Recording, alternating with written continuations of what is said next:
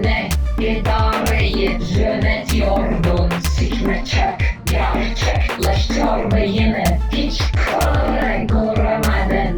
Tutarlığın ötesine senin tam yeteneğinin sorumluluktan kaçınak mayığına ya da kürekle çevirmeklerinler. Bas kaşlasını omuzlarına, bu senin işin büyüdü.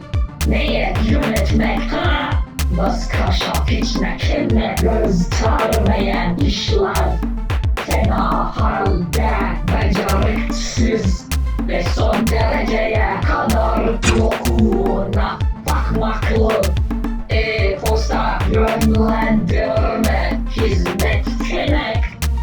Telefondan istifade edebilen mekt. Douglas sikme çek. Douglas sikme çek. Adım Ayşe. Gel üstüme.